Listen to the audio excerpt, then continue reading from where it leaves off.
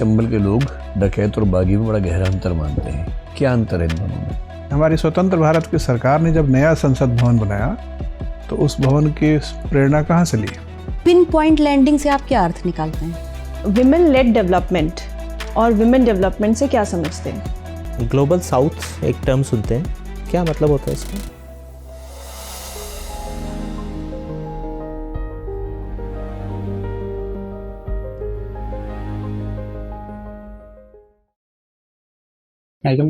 जी आइए आइए, please have the seat. Good afternoon sir. Good afternoon, बैठिए बैठिए।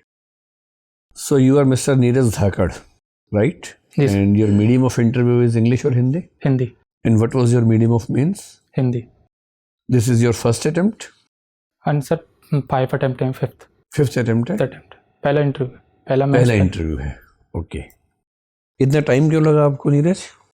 सर पहली बार तो प्रीलिम्स ही क्वालिफाइड नहीं हुआ था, स्टार्टिंग में स्ट्रेटजी शायद समझ में नहीं है स्टार्टिंग में। और जैसे पहले 3 अटेम्प्ट में मैं शुरुआत में प्रीलिम्स में टेस्ट ही नहीं लगा पाता था और मैं प्रैक्टिस भी नहीं करता था कि तो कुछ स्ट्रेटजी स्टार्टिंग में समझ, तो इसलिए सर टाइम लग गया। चौथी बार में प्रीलिम्स आपका हो गया? नहीं सर, चौथी बार में नहीं हुआ, लेकिन चौथी बार मैंने अच्छा प्रयास किया, काफ़ी। प्रीलिम्स इस बार पहली बार हुआ? पहली बार हुआ। और आप यहाँ तक आ गए हैं, बहुत बढ़िया। तो नीरज अपने बारे में थोड़ा सा बताइए, वो सब बातें जिन पर आप बात करना चाहते हैं। जी सर मेरा नाम नीरज धाकड़ है। मैं मध्य प्रदेश के मुरैना जिले के धौना गांव से संबंध रखता हूं। शुरुआती स्कूलिंग सर गांव की गवर्नमेंट स्कूल में हुई है, उसके बाद की स्कूलिंग ग्वालियर के गवर्नमेंट मॉडल स्कूल में हुई। देन ग्रेजुएशन में BA प्रोग्राम किया है एंड मास्टर में ST से MA किया है जीवाजी यूनिवर्सिटी ग्वालियर से। अच्छा जी सर। तो मुरैना से हैं, क्या स्थिति है वहाँ की? एक ज़माना था जब मुरैना चंबल का वो इलाका था जहाँ डकैती की समस्या बहुत बड़ी थी। आज भी वो समस्या है या समस्याएं बदल गई हैं वहाँ पर? सर अभी तो समस्याएं बिल्कुल सही हैं, अब कोई मतलब वैसी समस्या नहीं है कि जो बागियों वाली समस्या हो, अब तो स्थिति सामान्य है। बागी और डकैत का अंतर वहाँ के लोग बड़े इज्जत से बताते हैं। जी सर। जबकि बाहर के लोग मानते हैं कि एक ही बात है, पर मैंने देखा है कि चंबल के लोग डकैत और बागी में बड़ा गहरा अंतर मानते हैं। क्या अंतर है इन दोनों में? सर जो वो मानते हैं आइडियोलॉजी का होता है उनमें अंतर। सर ये बागी है, वो अपनी मतलब एक विचारधारा के रूप में कैसे अन्याय हुआ, उत्पीड़न हुआ, कोई भी जैसे वहाँ विवाद वगैरह ज़्यादा होते हैं, ज़मीनी विवाद, तो उनसे लड़ने के लिए वो फिर बंदूक उठा लेते हैं, तो बागी कहलाते हैं। लेकिन उनका ये रूल रहता है कि वो फालतू नहीं सताएंगे लोगों को, किसी को। और लेकिन जो डकैत होते हैं वो चोरी चकाटी अपहरण वैसे केसेस में ज़्यादा इन्वॉल्व रहते हैं और लोगों से मिले जुले रहते हैं। कोई ऐसा बागी आपको ध्यान है जिसने नेशनल अवार्ड जीते हो खेलों में, उसके बाद वो बागी या डकैत बन गए हो? जी सर, पान सिंह तोमर। पान सिंह तोमर, क्या कहानी थी, कहाँ से थे वो? सर मुरैना के भिड़ौसा गांव से थे। आपके पड़ोस में ही होगा?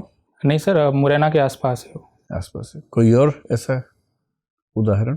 सर फिलहाल तो एक ही है, लेकिन महिलाओं के मामले में अगर हम देखें तो फूलन देवी के अलावा कोई और ऐसा केस आपके आसपास है जब कोई महिला डकैत बनी हो किसी ऐसी वजह से कि उसका रेप हुआ हो, गैंग रेप हुआ हो या कुछ और हुआ हो? सर ऐसी वजह तो नहीं, लेकिन एक जो सोशल मीडिया पे मैंने देखा था, तो रेणु यादव करके जो पहले डकैत रही थी, मतलब बागी रही थी, अब लेकिन नहीं है, वो सरेंडर के लिए सामान्य जीवन जी रही। आपकी रुचियों में है कि आप शायरी करते हैं? जी सर। लिखते हैं, पढ़ते हैं, है ना?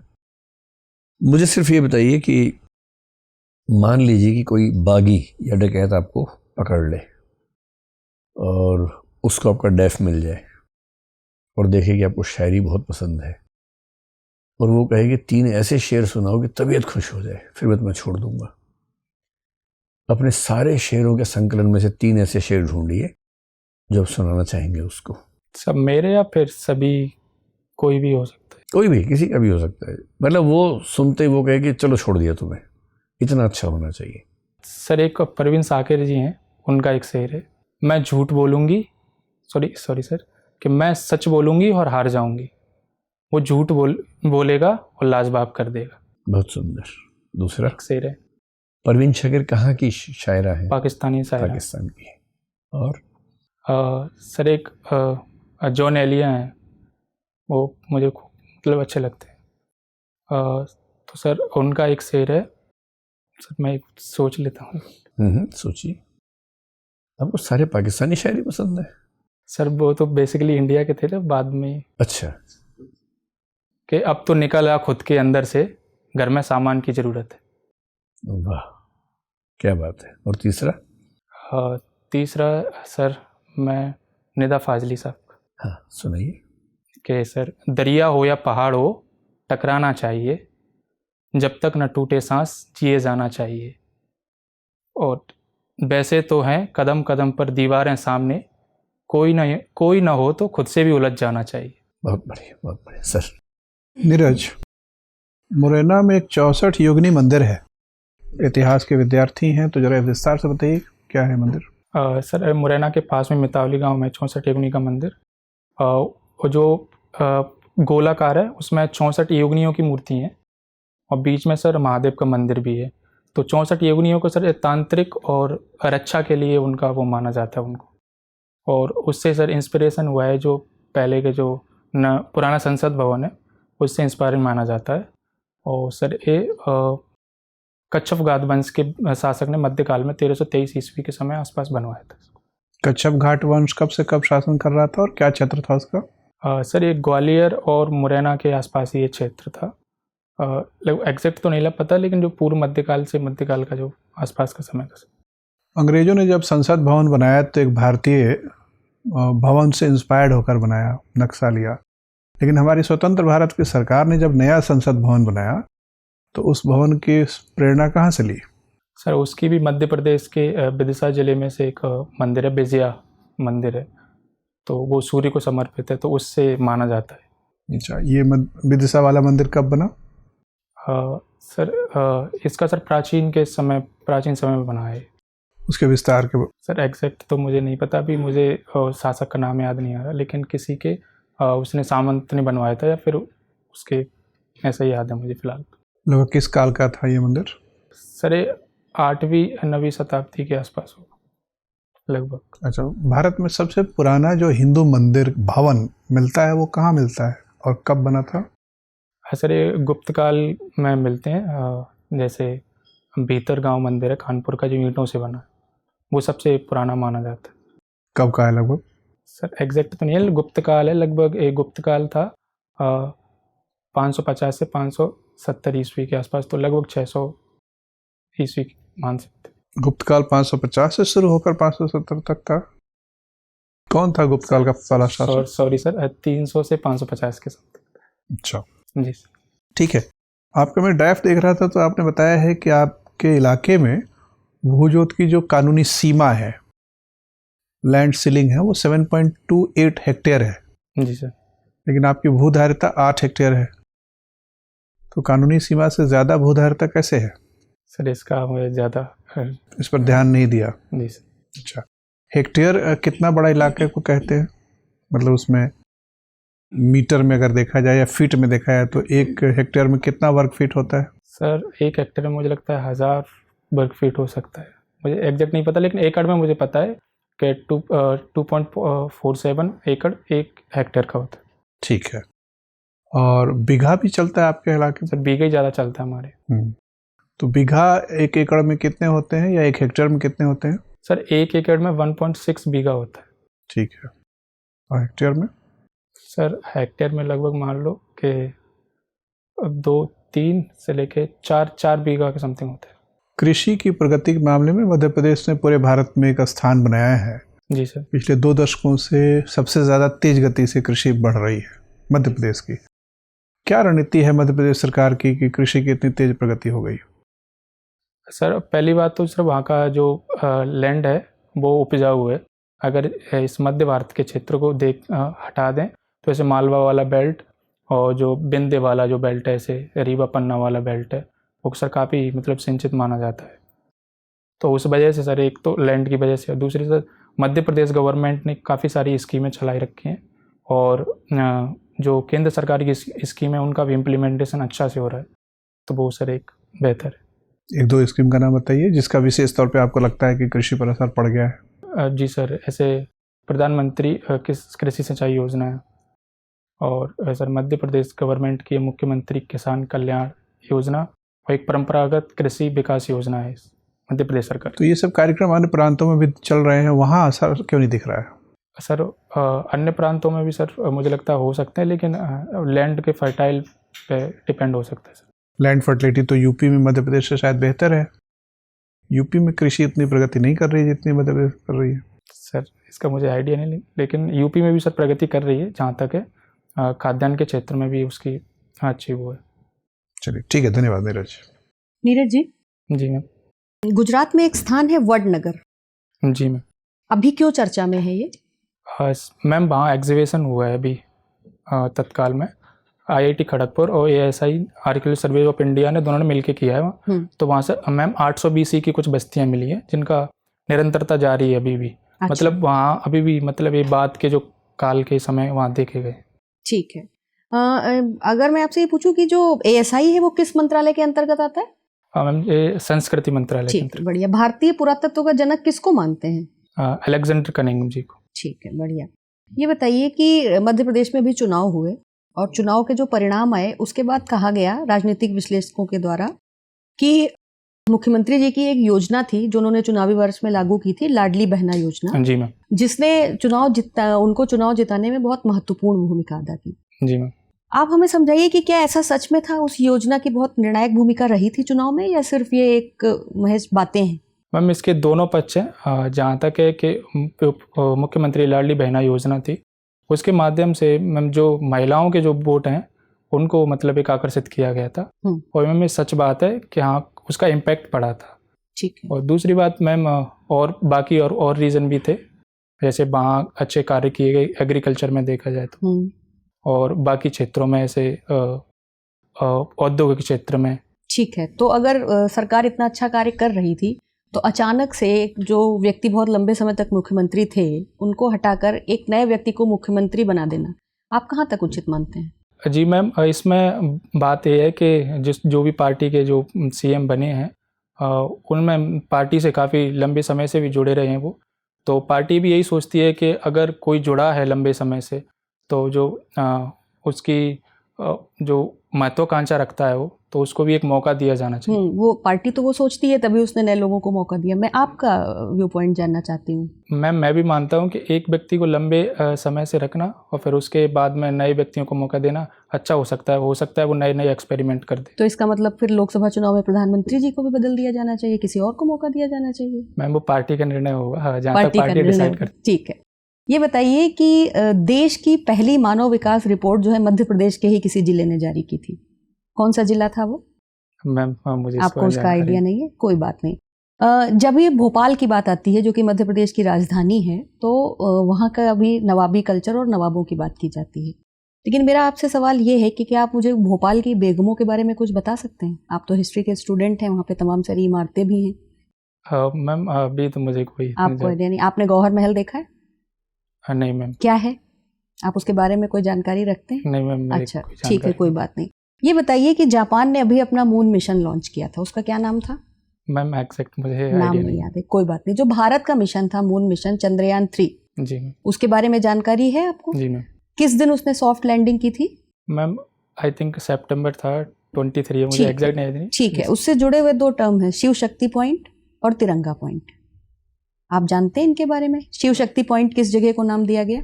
मैम पॉइंट के बारे में याद नहीं, लेकिन जो दक्षिण पोल पे हैं तो शायद उन्हीं के आसपास कोई। अच्छा, पिन पॉइंट लैंडिंग से आप क्या अर्थ निकालते हैं? मैम जहाँ तक मुझे एग्जैक्ट तो नहीं, मैं अंदाज़ा लगा सकता हूँ कि जहाँ तक वैज्ञानिकों ने ये सोचा कि मैं वहाँ लैंड कराना है, वहीं तो लैंड करा सकें, तो वो पिन पॉइंट लैंडिंग हो सकता है। अच्छा, मेरा आपसे आखिरी सवाल है कि अयोध्या में जो मंदिर बना वो नागर शैली में बना, सब जानते हैं। नागर शैली का विकास किस युग में हुआ?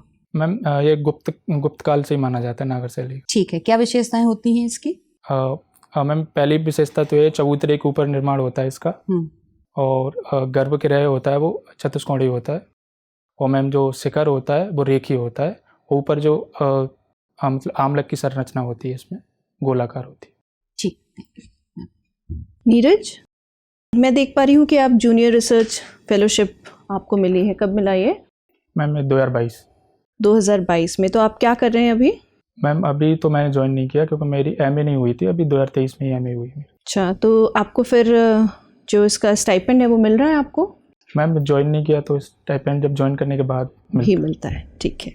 ये बताइए कि आप हिस्ट्री के स्टूडेंट हैं, है ना? जी और अभी NEP 2020 भी आई है ना, तो क्या आप NEP 2020 और वारधा स्कीम जो रही एजुकेशन की, उसमें मैम। कोई आप कोई रिलेशन स्थापित कर पाते हैं क्या? जी क्या मैम। है वारधा स्कीम? वारदा स्कीम मैम जो प्राइमरी लेवल पर जो एजुकेशन है मैम, वो मतलब जो मातृभाषा में दिया जाए वो थी वारदा एजुकेशन में। कब आई? ये 1937 इसको और भी एक नाम से जाना जाता है, मैम, अभी तो याद नई नहीं। तालीम, नई तालीम, बुनियादी शिक्षा। हाँ जी मैम। हाँ बताइए। तो मैम एक तो यही है, और इसमें जो NEP 2020 में भी एक प्रावधान है कि मतलब 8वीं कक्षा तक हम मातृभाषा में शिक्षा ग्रहण कर सकते हैं बच्चे। ठीक है, मातृभाषा में। इसमें एक और बात कही गई थी कि 8 से 14 साल के बच्चों को फ्री शिक्षा दी जाएगी, तो अभी के संदर्भ में आप किस पॉलिसी से और कौन से हमारे कॉन्स्टिट्यूशनल आर्टिकल से इसको रिलेट कर पाते हैं? मैम 21A, आर्टिकल 21A जो फ्री एजुकेशन। आर्टिकल 21A, ठीक है। और आर्टिकल 21A तो आपको राइट टू एजुकेशन पे भी बात करता है और फ्री एजुकेशन पर। मैं बोल रही हूँ कि 8 to 14 ईयर्स जो एलिमेंट्री एजुकेशन है, जिस पे वारधा स्कीम ने भी फोकस किया है, जी मैम। वो हमारे कॉन्स्टिट्यूशन के किस आर्टिकल में इंश्योर होता है? मैम एग्जैक्ट मुझे याद नहीं कर 21A 86 संविधान संशोधन 2002 के माध्यम से लाया गया था। ठीक है, कोई बात नहीं। आप ये बताइए कि विमेन लेड डेवलपमेंट और विमेन डेवलपमेंट से क्या समझते हैं? I'm sorry, मैं समझा नहीं। विमेन डेवलपमेंट और women lead development. Sorry ma'am, इसके बारे में मुझे जानकारी नहीं। अच्छा, विमेन डेवलपमेंट से क्या समझते हैं फिर? हमें महिलाओं के विकास, जो विभिन्न क्षेत्रों में महिलाओं का विकास हो, उनका योगदान हो, पार्टिसिपेट हो। तो कैसे आप कहाँ कहाँ महिलाओं का योगदान देख पा रहे हैं? मैम अभी तो जैसे रिजर्वेशन दिया है, नारी शक्ति बंधन अधिनियम के माध्यम से उन्हें 33% जो आरक्षण दिया लोकसभा और विधानसभा। और दूसरी बात यह है कि उन्हें डेयरी फार्मिंग में भी उनकी काफ़ी सहभागिता है। तो मैम एक तो वहाँ है, लेकिन अभी मैम इंडस्ट्री जो मैन्युफैक्चरिंग सेक्टर है, वहाँ उनकी मतलब जो वुमेन पार्टिसिपेट रेट है वो काफ़ी कम है। तो मैम उसको और बढ़ा सकते हैं तो काफ़ी बेहतर हो सकता है। अच्छा, अभी वर्ल्ड इकोनॉमिक फोरम ने हाल ही में एक ग्लोबल रिस्क पे एक रिपोर्ट जारी किया है, पढ़ा आपने ग्लोबल रिस्क पे? मैम सॉरी मैम, इसके बारे में ज़्यादा नहीं पढ़ा है, ठीक है, कोई बात नहीं। सिल्वर इकोनॉमी से क्या समझते हैं आप? मैम जो वृद्धों का जो मतलब जो कार्य होते हैं उससे संबंधित है, वो केयर इकोनॉमी में ही बहुत पार्टिसिपेट कर सकते हैं। केयर इकोनॉमी में, और उनका कहीं कोई योगदान हम नहीं देख सकते हैं सिल्वर इकोनॉमी में? मैम ये भी हो सकता है कि देखभाल में तो हो ही सकता है, लेकिन ऐसे कोई सजेशन में या फिर उनका परामर्श कोई भी कार्य क्षेत्र में उनकी एक अनुभव बहुत ज़्यादा होता है उन्हें, तो मैम वो अनुभव काफ़ी हेल्पफुल हो सकता है कोई भी sector. Thank you sir. Neeraj, ये बताइए कि अभी जो G20 का समिट भारत ने होस्ट किया था पिछले वर्ष, उसकी थीम क्या थी? वसुधैव कुटुंबकम। वन, फिर एक और फ्रेज लाइन लिखी हुई थी, one future one one earth one family one future. अच्छा, ये वसुधैव कुटुंबकम का क्या शाब्दिक अर्थ है? सर विश्व को एक परिवार के रूप में। अच्छा, और ये किस हमारे एंशियंट टेक्स्ट से लिया गया? सर महाउपनिषद से लिया। बिल्कुल सही। मुझे ये बताइए कि G20 में कितने देश हैं जो इसके मेंबर हैं वर्तमान में? सर 19 देश हैं। 19 देश हैं। और जो EU, हाँ, यूरोपियन यूनियन और अफ्रीकन यूनियन, 2। अच्छा, तो अब ये 21 हो गए हैं इसमें टोटल। जी सर। तो क्या इसका नाम बदल गया है? सर बदला जा सकता है, मुझे लगता है बदल देना चाहिए। लेकिन नाम बदला गया है क्या? नहीं, अभी नहीं बदला सर। अच्छा, ठीक है। ये बताइए कि जो म्यांमार है, म्यांमार में सैनिक शासन है, वहाँ सिविल वॉर की स्थिति है। तो भारत एक लोकतांत्रिक देश है और भारत अपने आप को कहता भी है कि हम मदर ऑफ डेमोक्रेसी हैं। जी सर। तो क्या वजह है कि भारत वहाँ डेमोक्रेसी एक्टिविस्ट को सपोर्ट नहीं कर रहे हैं? हम सिर्फ सैन्य शासन के साथ ही अच्छे संबंध बनाए हुए हैं। सर जो अंतर्राष्ट्रीय संबंधों में सर राष्ट्र हित सबसे प्रमुख होता है। सर वहाँ की ऐसी समस्याएं वहाँ जो, तो कौन से राष्ट्रहित हमारे हल हो रहे हैं वहाँ के सैन्य शासन से अच्छे संबंध बनाकर? सर बाउंड्री डिस्प्यूट है जो अभी मुझे लगता है ठीक है कि वहाँ म्यांमार और हमारा बाउंड्री डिस्प्यूट है म्यांमार के साथ, बहुत हद तक तो नहीं, लेकिन सर जो आंतरिक समस्या हैं जैसे ड्रग्स वगैरह का है, जो अवैध लेन देन होता है, वो सर काफ़ी हद तक कंट्रोल है। अच्छा, म्यांमार और भारत की जो सीमा है इसमें किस तरीके का वो है, ओपन बॉर्डर टाइप सिस्टम है क्या कोई? यस सर, जहाँ तक क्या बोलते हैं इसको? सर एग्जैक्ट तो नाम मुझे नहीं पता। Free movement regime. कितने किलोमीटर तक अंदर जा सकते हैं बिना किसी पासपोर्ट वीज़ा के? सॉरी सर, इसके बारे में नहीं जानकारी है। अच्छा, ये मुझे बताइए कि ग्लोबल साउथ एक टर्म सुनते हैं, क्या मतलब होता है इसका? सर मेनली जो विकासशील देश हैं उनके बारे में इसको बोला जाता है, जो मतलब पहले से विकसित नहीं है और जो अभी विकसित अल्प विकसित उनका समूह है, ग्लोबल साउथ के रूप में जाना जाता है। अच्छा, आप मध्य प्रदेश से आते हैं, वहाँ एक मूर्ति है स्टैचू ऑफ वननेस, ये किसकी मूर्ति है और कहाँ है? ये एकात्मता की मूर्ति भी बोलते हैं इसको। सर वननेस ये वहाँ है सर, नर्मदा के आसपास है, तो वहाँ सर शंकराचार्य जी की मूर्ति है वननेस। आदि शंकराचार्य जी आदि की मूर्ति है। शंकराचार्य। अच्छा, और मध्य प्रदेश में सोलर सिटी कहाँ बनाई गई पहली सोलर सिटी, सॉरी सर अभी मैं रिकॉल नहीं कर पा रहा। अच्छा, स्वच्छता सर्वेक्षण में कौन सी सिटी इस बार टॉप में है इंदौर के साथ? इंदौर के साथ सर गुजरात की कोई सिटी है, सूरत है शायद। बिल्कुल सही बता रहे हैं। मेरा आखिरी सवाल आपसे, क्योंकि आप फार्मिंग में रुचि रखते हैं, आप अपने परिवार की मदद करते हैं,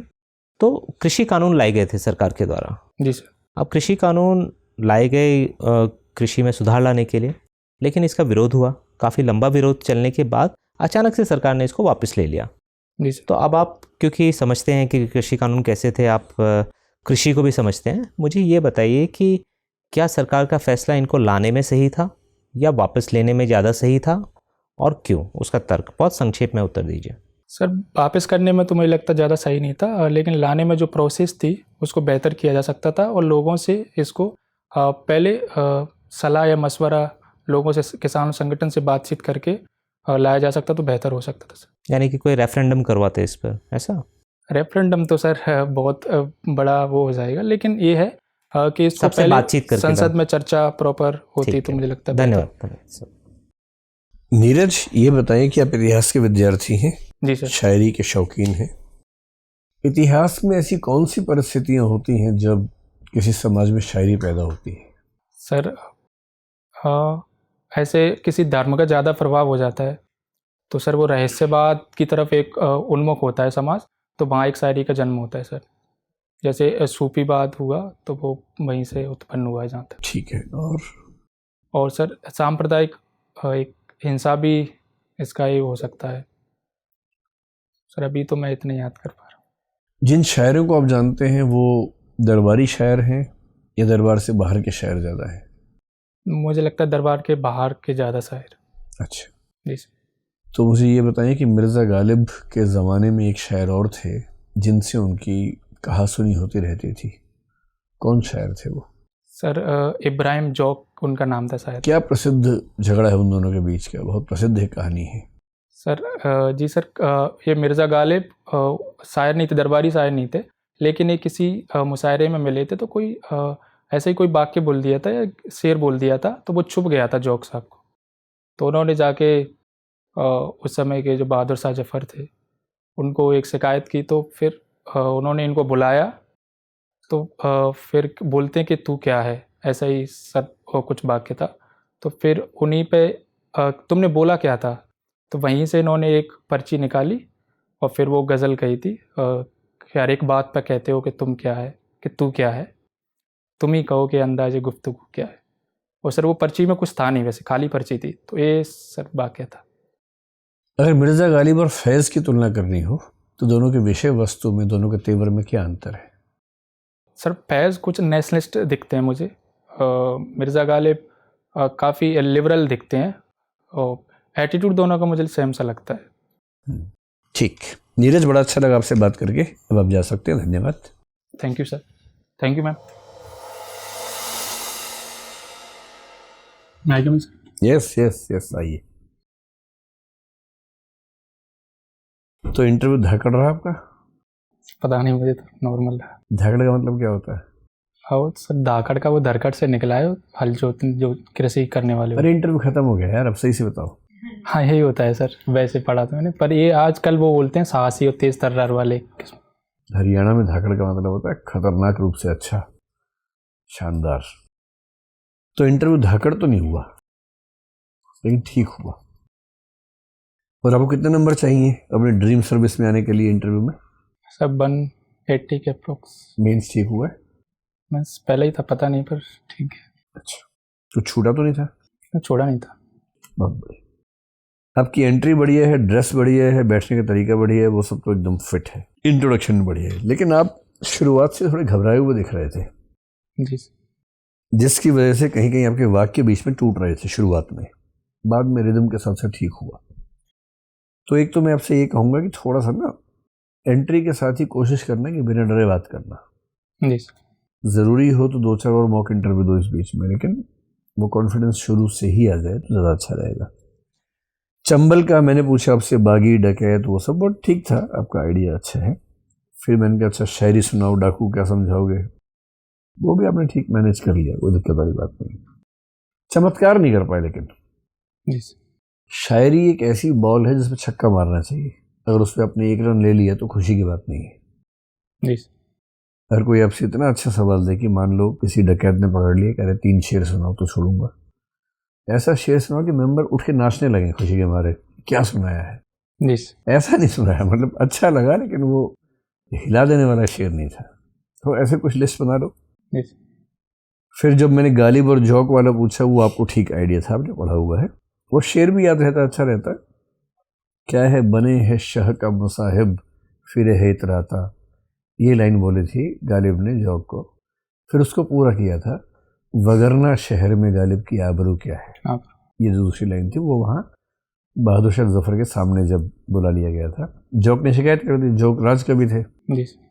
उन्होंने शिकायत की कि ऐसे बदतमीजी कर रहा था आपके नाम लेके, शह का मुसाहिब कह के। तो जफर ने बुलाया गुस्से में, तो बोले कि मैं तो अपना शेर का मिसरा सुना रहा था। तो बोले फिर पूरा करो, आगे क्या है। तो उन्होंने स्पॉन्टेनियस कहते हैं लिखा, बहुत सारे शेर लिखे, उसमें एक वो भी था, हर एक बात पे कहते हो तुम के तू क्या है, तो पहले ही।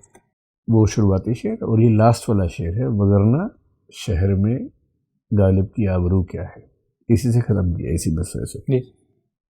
करंट अफेयर्स में हमारी टीम का मानना है कि आपको रिवीजन की सख्त और अच्छी खासी ज़रूरत है। जी। ठीक है, मुरैना के आप हैं तो देखो भाई, मुरैना का नाम सुनते हैं ना मेंबर से कान खड़े हो जाते हैं, जगह ही ऐसी, मुरैना इतना प्रसिद्ध जगह है। जी। तो डकैती से लेकर गज्जक तक सब कुछ आएगा। आज गज्जक छूट गई आपकी, वो भी आएगी वहाँ पर, बहुत फेमस है मुरैना गज्जक ना। प्लस अब विजय मंदिर वगैरह, पूरा मध्य प्रदेश को पी जाओ। अब मध्य प्रदेश का कृषि का मॉडल शानदार है, खाली शानदार बोलने से बात नहीं बनेगी, माइन्यूट डिटेल्स सही है उसकी, जो नहीं थी आपके पास। फिर एजुकेशन, क्योंकि आपने JRF निकाला है, अब एजुकेशन के बारे में संविधान के सारे जो आर्टिकल्स हैं, 45 तो बहुत महत्वपूर्ण है ना, क्योंकि जब जब रिजर्वेशन की डिबेट आती है, आर्टिकल 14 और 45 का झगड़ा ही चलता है, सारे केसेस उसी पे हैं। 51A है, उसमें जिक्र है जो शिक्षा का अधिकार, मतलब शिक्षा का फंडामेंटल ड्यूटी हमने उसमें ऐड की है, उन सबको ठीक से पढ़ो। आर्टिकल 15 को विशेष रूप से देख लेना, सारे सेगमेंट्स, क्योंकि एजुकेशन वहीं से अधिकार के रूप में आती है ना। तो कहने का भाव ये है, एक तो कॉन्फिडेंस थोड़ा सा बढ़ाना है, नॉलेज आपकी जनरली अपने एरियाज पे ठीक है, लेकिन करंट अफेयर्स और मध्य प्रदेश पे थोड़ा विशेष काम करने की ज़रूरत है। इंटरव्यू में भी आपके 8-10 दिन तो होंगे ही। कब है इंटरव्यू? 1 तारीख को है ना, तो आपके पास 8 दिन अभी हैं। 8 दिन कम नहीं, करंट अफेयर्स को 1-2 दिन में ठीक से रिवाइज करो, पिछले 6 महीने करंट अफेयर्स को, और फिर MP के पीछे पड़ जाओ, MP मुरैना के पीछे। ठीक है, 2-3 मॉक इंटरव्यू दो, तो मेरा ख्याल है कि आप 170-190 के बीच में कहीं ना कहीं आ जाएंगे, अगर ठीक से बात करके आएंगे तो। जी। ठीक है, कुछ पूछना है आपको? नहीं सर, बस हो गया। ठीक है, शुभकामनाएं। Thank you sir.